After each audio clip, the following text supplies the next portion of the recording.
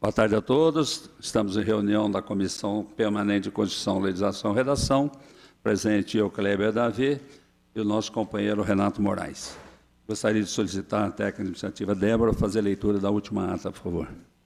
Comissão de Constituição, Legislação e Redação, Comissão de Finanças, Orçamento e Fiscalização Financeira, Comissão de Obras, Serviços Públicos, Habitação e Política Urbana, Comissão de Meio Ambiente, Bem-Estar Animal e Agropecuária. Ata da 14ª reunião ordinária. Aos 9 dias do mês de abril de 2018, às 14 horas, no plenário da Câmara, reuniram-se os membros das Comissões de Constituição, Finanças, Obras e Meio Ambiente. Vereadores: Kleber Davi, Wilson Batista Paiva, Renato Nascimento de Moraes, Carlos Eduardo Correia Molina, Fabrício Oliveira Machado, Marcelo Kraus Rezende, Rodrigo Sampaio Melo, Antônio Raimundo Santi, Mônica Cristina Vieira Chaves. A técnica legislativa Débora Lemes assessorou a reunião. Atendendo ao que prescreve o artigo 67 do Regimento Interno, a reunião foi presidida pelo vereador Kleber Davi.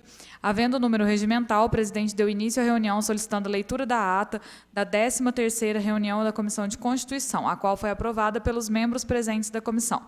Após, o presidente colocou em discussão o parecer do relator ao projeto de lei complementar 100, que dispõe sobre a revisão do Plano Diretor de Desenvolvimento Integrado do município de Itajubá, de autoria do prefeito. Ficou decidido que haverá uma nova reunião no prazo de 15 dias para que os vereadores tragam suas sugestões de modificações ao projeto em questão e, após, o mesmo seja devolvido ao Poder Executivo para a correção dos problemas apontados pelo parecer e inclusão de sugestões apresentadas pelos vereadores. Nada mais havendo a tratar, o senhor presidente deu por encerrada a reunião, que foi gravada em áudio e vídeo e encontra-se arquivada nesta Casa Legislativa, e lavrou-se a presente ata, que vai assinada pelos membros das comissões. Câmara Municipal de Itajubá, 9 de abril de 2018. A ata está em discussão, em aprovação, aprovada. Vamos à leitura do parecer ao projeto de lei número 4.276/2018, torna obrigatória a fixação de placa educativa para a prevenção das DST/AIDS nos locais que menciona. Comissão de Constituição, Legislação e Redação. Parecer do relator ao projeto de lei 4.276. Da legalidade. Sob a ótica da legalidade, o presente projeto encontra-se regular.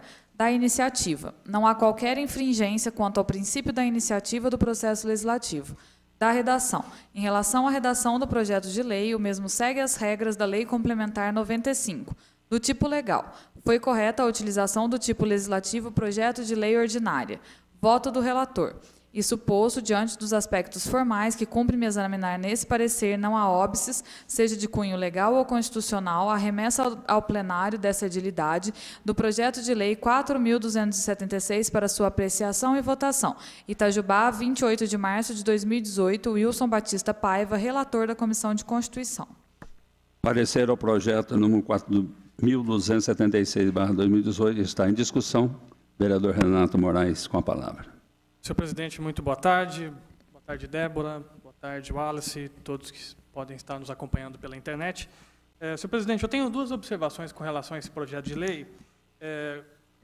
Com relação à redação, o artigo 1º diz que vai ser obrigatória a fixação de uma placa educativa com dizer: se liga, use sempre camisinha, proteja-se. Esse é o dizer principal. Fica evidente que o objetivo da lei é de caráter educativo, ou seja, de promover uma campanha, né, de conscientização contra as doenças sexualmente transmissíveis, mas eu entendo que uma campanha educativa não pode ser arbitrária. E eu entendo que, no meu ponto de vista, o emprego da palavra sempre acaba se tornando a campanha de forma arbitrária. Então, a minha sugestão seria retirar a palavra sempre, ficando se liga, use camisinha. Porque, como é uma campanha educativa, e nós sabemos que o uso da camisinha também é de objetivo contraceptivo, eu acho que fica a critério da pessoa utilizar ou não. Então, entendo que, por ser uma campanha educativa, a retirada da palavra sempre caracteriza mais uma campanha educativa. Use camisinha. E aí proteja-se, não haveria problema nenhum. E a segunda observação que eu quero fazer aqui é o seguinte: o artigo 2º, o inciso 1º, diz o seguinte: advertência para que seja sanada a irregularidade no prazo de 15 dias. Ou seja, o artigo 2º está dizendo que o descumprimento dessa lei vai ser aplicado ao infrator uma penalidade, né? Logo depois ali fala de 7 UFIs. Eu só questiono aqui, o artigo 1º fala que os cartazes devem estar em estabelecimentos de saúde, motéis. O inciso 3, shows. Meu questionamento aqui é o seguinte, senhor presidente.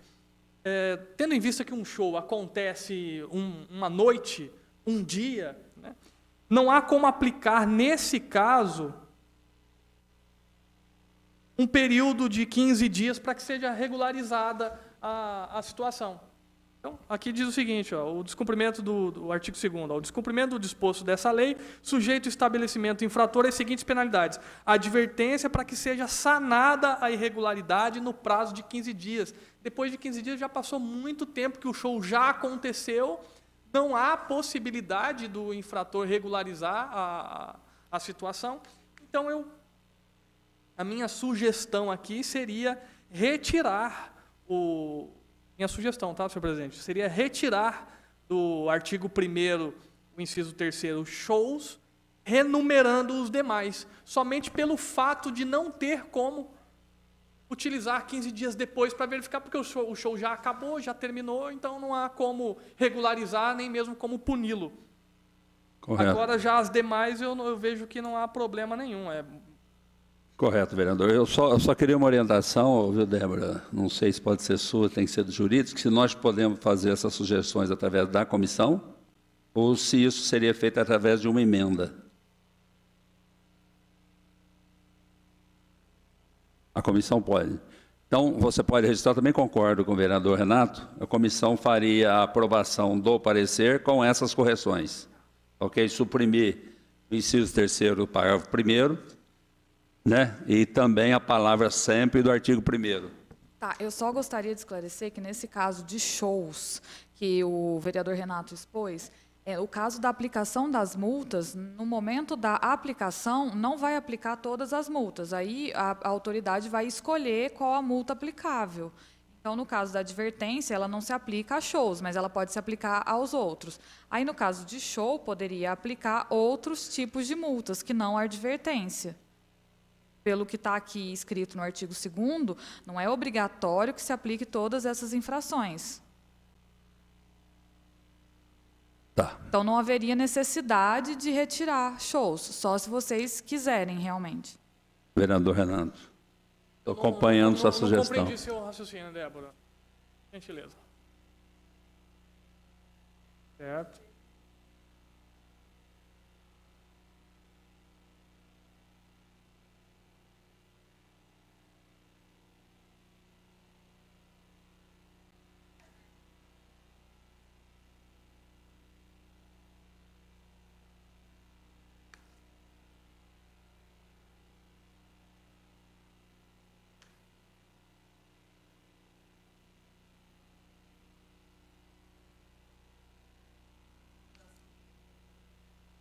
Débora, eu entendo sua colocação, mas toda a sanção ela tem os níveis de punição que são subsequentes.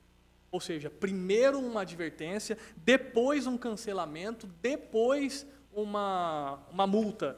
Então, o artigo aqui não diz que pode ser aplicado ou um ou outro, e sim escalonado. Então, a primeira coisa que vai ser aplicada antes da multa e antes do cancelamento da autorização é a advertência. E aí, nele, não vai ser cabido a advertência, no caso do show, porque o show já acabou. Então, se não vai ter advertência, se não tem advertência, não há como pular para a próxima, que é o cancelamento da autorização.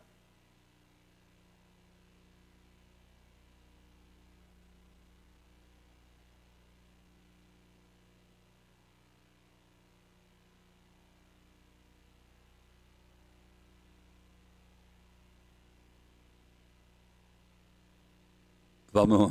Boa tarde, doutor. Estamos precisando da sua consultoria aqui. Nós estamos lendo um parecer positivo, que aprovou um projeto de lei, e o vereador Renato está fazendo 2 sugestões.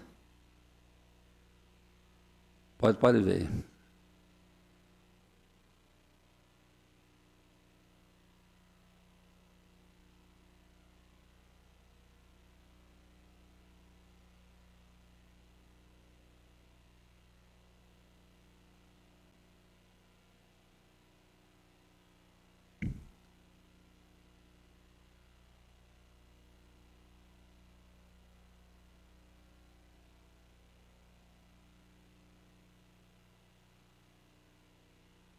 Bom, a minha pergunta é o seguinte: se a comissão pode sugerir, né, a extinção desse sempre, né, e também a extinção desse inciso 3º do parágrafo 1º, shows, né, que era aí a sugestão do vereador Renato Moraes.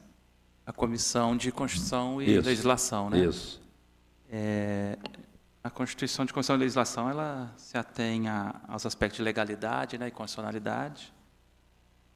E, então, em regra, ela teria que propor alterações se verificasse uma ilegalidade, uma inconstitucionalidade. No caso, não é uma ilegalidade, né? É uma sugestão apenas. No caso, tem que ver se no formato do projeto de lei estaria uma ilegalidade, uma inadequação, ou seria matéria de mérito para outra comissão propor, porque aí seria via emenda, né? Ou para excluir, ou até para fazer algum ajuste, porque, pelo que a doutora Débora estava falando, sugeriu até escalonamento, algo até mais complexo. Na primeira análise, assim, correndo, me parece que seria interessante que fosse para a comissão de mérito. Né? A não ser que vocês ou através de uma emenda também. Né? Para emenda, né? Por emenda, lógico. Eu entendo que seria através de emenda, porque emenda. Como não há ilegalidade, até porque o parecer é positivo, é porque não há ilegalidade. Isso. E qualquer outra sugestão fora da ilegalidade seria uma emenda. Isso, de qualquer forma, por emenda. Pode ser uma emenda até da comissão, ou do próprio vereador, mas é uma emenda que vai ser votada. Emenda, não tenho dúvida. Né? Tem que ser emenda. Qualquer mudança, emenda. Ok, vereador? Então, doutor Guerroni, muito obrigado, viu? A emenda, então, não vai partir da comissão? Não, eu acho que seria ideal partir do vereador. Ok? Bom, continua a discussão. Em aprovação, aprovada. Contamos agora com a presença do vereador Fabrício Machado, também pertencente à nossa Comissão Permanente de Constituição, Legislação e Redação. Vamos à leitura do parecer ao projeto de lei 4.276/2018, torna obrigatória a fixação... Não, essa já falamos, não, é a mesma coisa. Não, estou pulando. Vamos, retorna. Projeto de lei 4.279/2018, que torna obrigatória a informação do número do telefone do Fala Cidadão no interior dos ônibus de transporte coletivo do município de Itajubá e da outras providências. É o 4.279.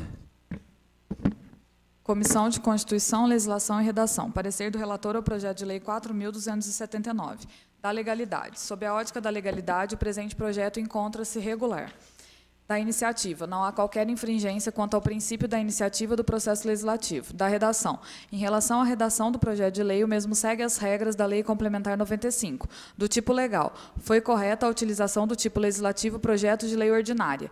Voto do relator. Isso posto, diante dos aspectos formais que cumpre-me examinar nesse parecer, não há óbice, seja de cunho legal ou constitucional, a remessa ao plenário dessa edilidade ao projeto de lei 4.279 para sua apreciação e votação. Câmara Municipal de Itajubá, 28 de março de 2018. Wilson Batista Paiva, relator da Comissão de Constituição. Parecer ao projeto de lei número 4.279/2018, que torna obrigatória a informação do número do telefone do Fala Cidadão no interior dos ônibus de transporte coletivo do município de Itajubá e da outras providências, está em discussão. Em aprovação, aprovado.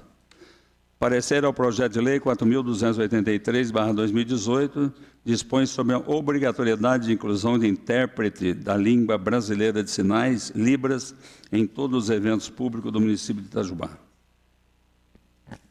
Comissão de Constituição, Legislação e Redação. Parecer do relator ao projeto de lei 4.283, da legalidade. Sob a ótica da legalidade, o presente projeto encontra-se regular. Da iniciativa.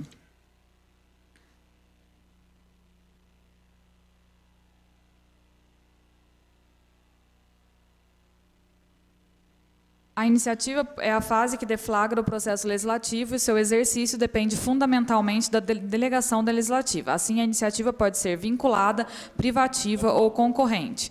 A iniciativa privativa é aquela que se confere a apenas um órgão, agente ou pessoa. A iniciativa exclusiva impede o seu exercício por quem não a titulariza. Ocorre que o projeto de lei 4.283, embora louvável no objetivo, contém vício de iniciativa. As hipóteses de iniciativa privativa do Poder Executivo, que limitam o poder de iniciativa dos vereadores, estão expressamente previstas na Constituição, aplicadas por simetria aos estados e municípios. Para os fins de direito municipal, mais relevante ainda é a observância das normas previstas na Constituição Estadual no que diz respeito à iniciativa para o processo legislativo, uma vez que, em caso de eventual controle de constitucionalidade, o parâmetro para análise de conformidade vertical se dá em relação ao disposto na Constituição Mineira.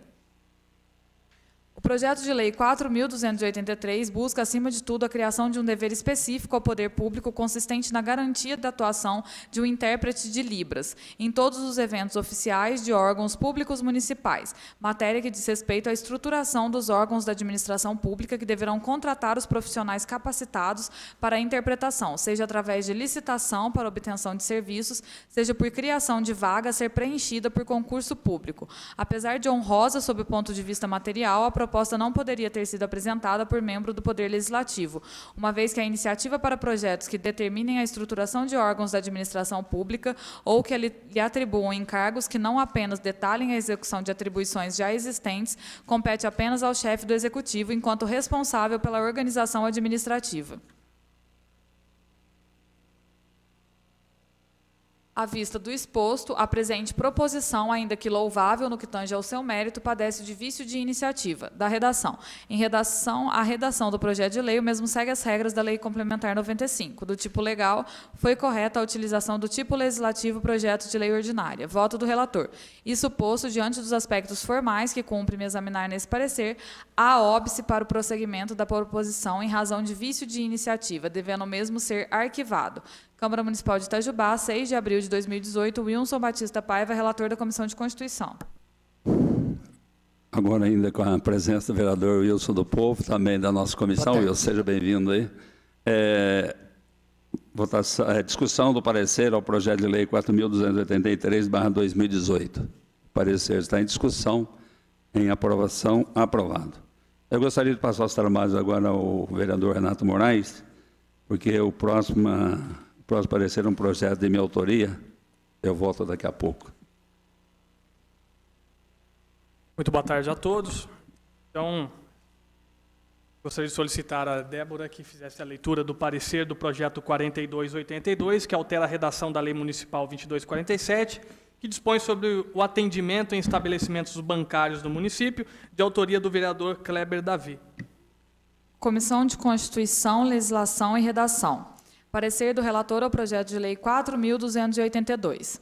Parece-nos que o objeto do presente projeto de lei invade a área de competência privativa da União de legislar sobre direito bancário, direito do trabalho, seguros, sistema monetário e sistemas de consórcios. Matérias essas que seriam atingidas pelos efeitos da propositura em análise, caso seja aprovada, tudo nos termos do artigo 22 da Carta Magna.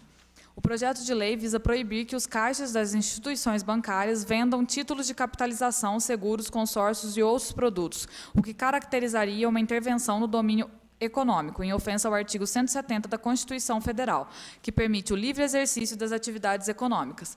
Vemos, portanto, que o objeto do projeto de lei atinge matérias de direito do trabalho e de direito econômico que são privativas da União, não podendo o município legislar nessa área. Destacamos que o STF entendeu pela constitucionalidade de leis municipais que estipulam tempo máximo de espera nas filas de bancos, entendendo que esta matéria seria de interesse local. Porém, a matéria objeto do presente projeto de lei vai além do interesse local e cria proibição de trabalho para empregados das instituições bancárias e proíbe o livre exercício da atividade econômica, invadindo data vênia a reserva de competência prevista no artigo 22 da Carta da República.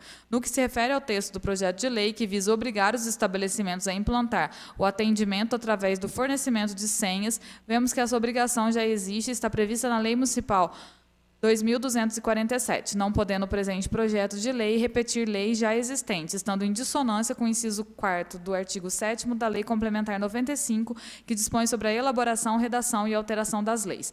Voto do relator. Diante do exposto, entendemos que o presente projeto de lei padece de vício de inconstitucionalidade e de ilegalidade, conforme os fundamentos constantes desse parecer. Itajubá, 28 de março de 2018. Wilson Batista Paiva, relator da Comissão de Constituição. Débora, muito obrigado. O parecer, o projeto 4282 está em discussão. Boa tarde a todos os vereadores presentes. O vereador Renato, que está presidindo essa reunião, é o parecer desfavorável. Favorável. Sim. E só um adentro, a reunião passada no projeto 4283, a votação foi para arquivar o projeto. Qual que era o projeto 4283? A respeito da inclusão de intérprete de língua brasileira de sinais. O parecer desfavorável. Então, nós votamos para arquivamento do projeto. Correto? E esse também parecer desfavorável. Desfavorável votação. também. Ok. Okay. Ainda em discussão. Em votação, aqueles que estiverem de acordo com o parecer que é desfavorável ao projeto 4282, permaneça como se encontra. O parecer está aprovado. Quero retornar, então, à presidência dessa reunião de comissão, ao vereador Kleber Davi. Obrigado, vereador Renato. Vamos agora à reunião conjunta das comissões permanentes Constituição, Legislação e Redação, aqui representada por mim, Kleber Davi, pelo vereador Renato de Moraes. E também o vereador Wilson do Povo, representando a Comissão de Finanças, Orçamento e Fiscalização Financeira, o vereador colega Carlos Molina e o vereador Fabrício Machado. Vereador Molina, está voltando. Vamos só aguardar um pouquinho o vereador Molina voltar para começar a leitura do parecer ao projeto.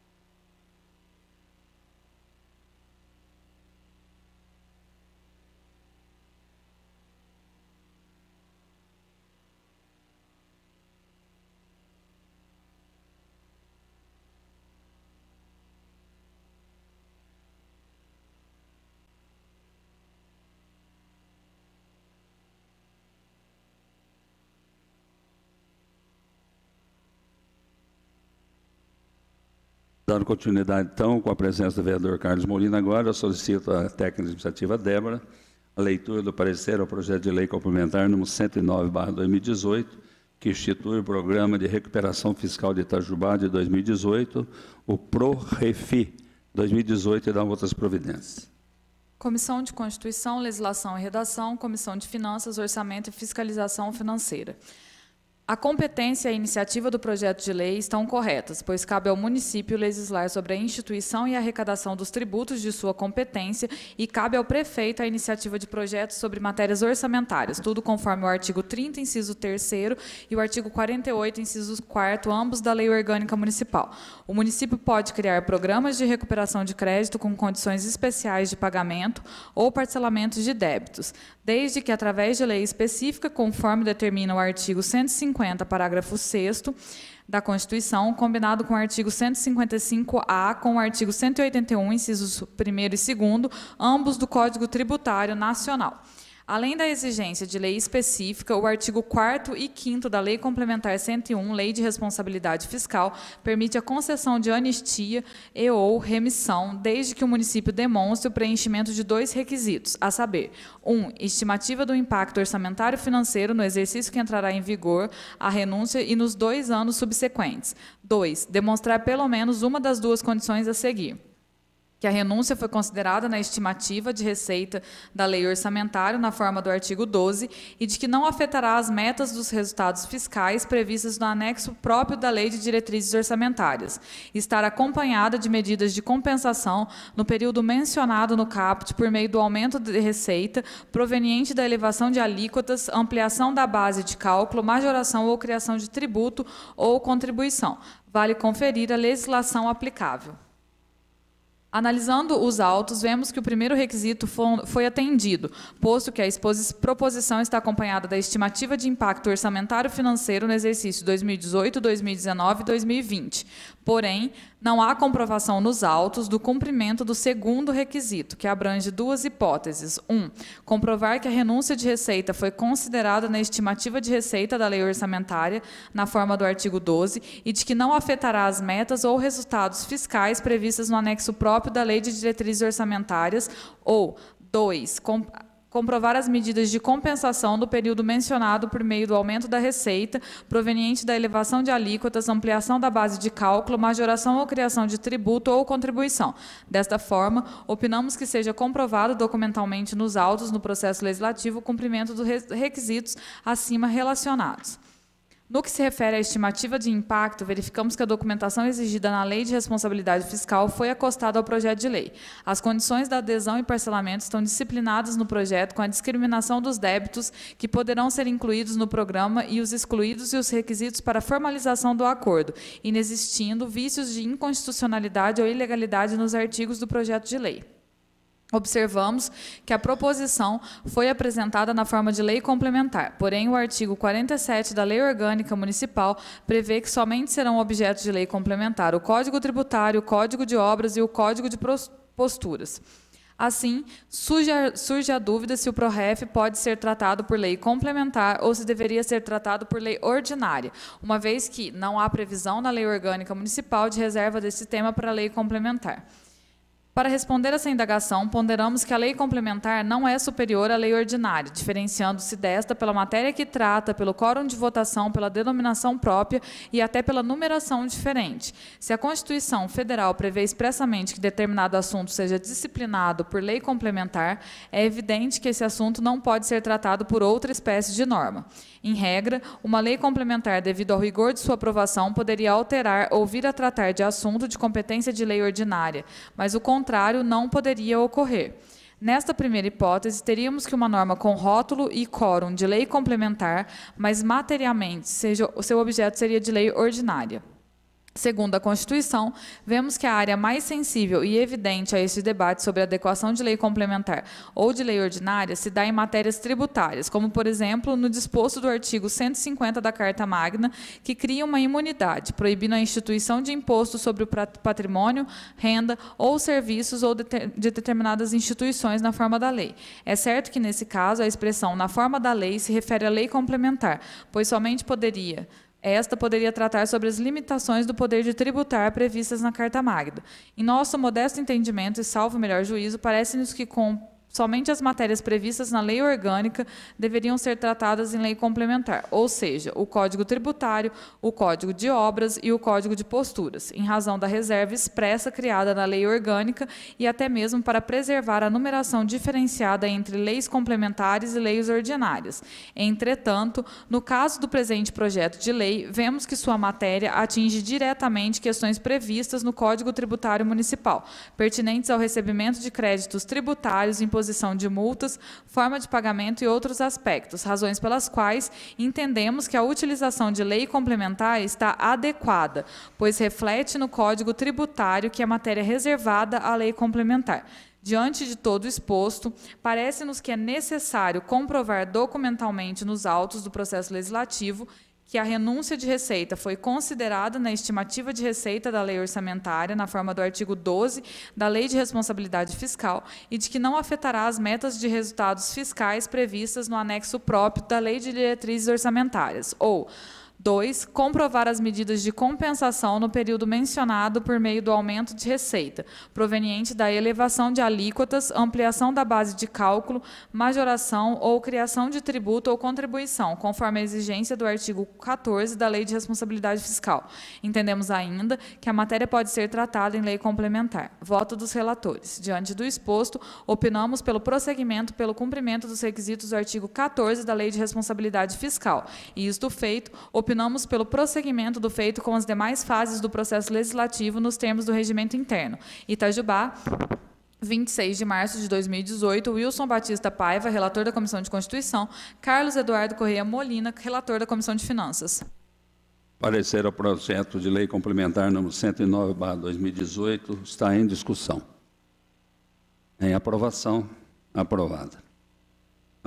Solicito a leitura do parecer ao projeto de lei número 4.275/2018, que altera dispositivo da Lei de Diretrizes Orçamentárias de 2018. Comissão de Constituição, Legislação e Redação, Comissão de Finanças, Orçamento e Fiscalização Financeira.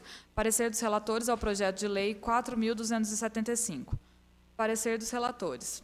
Preliminarmente, cabe deixar evidenciado que nas questões referentes às metas fiscais, deve-se ter o devido cuidado em sua alteração, evitando colocar valores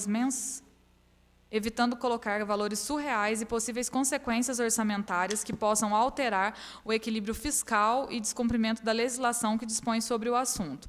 Vale ressaltar que a falta de obediência naquilo que dispõe a lei é passível de sanções ao ordenador de despesas. Apesar de constar nova renúncia na LDO vigente, o Programa de Recuperação Fiscal e todo o seu regramento será objeto de lei específica e nesta lei deverá ficar demonstrado, além das regras existentes, as recompensas inerentes à parte da renúncia nos termos da legislação vigente. São as regras contidas na Lei de Responsabilidade Fiscal, principalmente as contidas no seu artigo 14.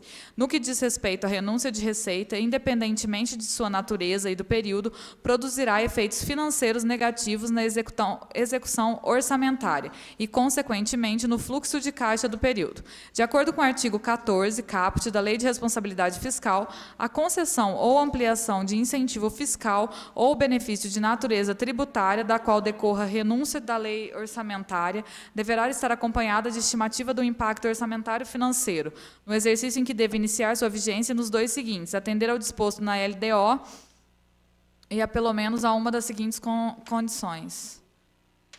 O proponente de que a renúncia foi considerada na estimativa da receita na forma do artigo 12 e de que não afetará as metas de resultados fiscais, estar acompanhada de medidas de compensação no período mencionado no caput por meio do aumento de receita proveniente da elevação de alíquotas, ampliação da base de cálculo, majoração ou criação do tributo ou contribuição. Como se verifica, a compensação não se processa pelo simples fato de arrecadar a dívida ativa, posto que essa já representa direitos líquidos e certos do ente federativo junto aos contribuintes. Assim, a compensação da renúncia por meio do aumento de receita poderá processar-se mediante a aplicação de um dos seguintes itens, com autorização prévia da LDO: elevação das alíquotas de tributo, ampliação da base de cálculo ou majoração ou criação de tributo ou de contribuição. Existem várias formas corretas de se demonstrar que houve ou não aumento da receita, dentre as quais pode-se citar a de fazer comparações de 3 ou 5 períodos anteriores com o período em que se processa a arrecadação da espécie tributária analisada, com a utilização dos índices oficiais de inflação calculados para os períodos analisados. Referente ao plano orçamentário, na Constituição, em seu artigo 165, estabelece diretrizes gerais que devem nortear o processo de elaboração das denominadas leis orçamentárias, PPA, LDO e LOA. Assim, devido à importância das finanças públicas e do respectivo controle, a Constituição dispôs de um capítulo específico acerca do tema, instituindo hierarquicamente como instrumentos essenciais de planejamento, em seu artigo 165, leis de iniciativa do Poder Executivo, responsáveis por estabelecer o plano plurianual, as diretrizes orçamentárias e os orçamentos anuais. Com efeito, para qualquer alteração das chamadas leis orçamentárias, torna-se necessário que seja obedecido o devido processo legislativo e, se aprovada, naturalmente será incorporada à lei vigência. Como toda e qualquer lei, a LDO poderá ser alterada no exercício durante a sua execução, considerando que essas alterações resultam de políticas de natureza econômica ou social justificadas e adotadas pela administração do município. Referente à alteração específica das diretrizes orçamentárias, o Tribunal de Contas de Minas Gerais teve como relator o conselheiro substituto Licurgo Mourão, respondeu consulta formulada pelo senhor Leonardo Lacerda Camilo, prefeito municipal de Santo Antônio do Monte, no qual indagou sobre a possibilidade de, durante um exercício financeiro, ser editada norma legal que altere a lei de diretrizes orçamentárias. Assim, com o objetivo de auxiliar nosso entendimento, consideramos esse entendimento do Tribunal de Contas.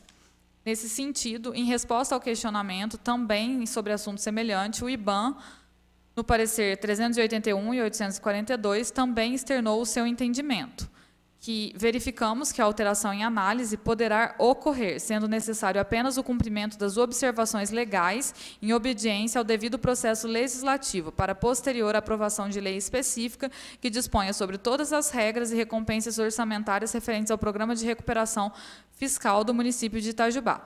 Voto dos relatores. Dessa maneira, de acordo com a legislação vigente e em consonância ao entendimento da própria Corte de Contas do Estado, entendemos não existir qualquer impedimento legal para a alteração pretendida. Itajubá, 10 de abril de 2018, Wilson Batista Paiva, relator da Comissão de Constituição, Carlos Eduardo Corrêa Molina, relator da Comissão de Finanças. Pareceram o projeto de lei 4.275/2018, está em discussão, em aprovação, aprovado. Bom, eu agradeço a presença dos vereadores Renato Moraes, Fabrício Machado, Carlos Molina e dou por encerrada a reunião dessa tarde. Boa tarde a todos.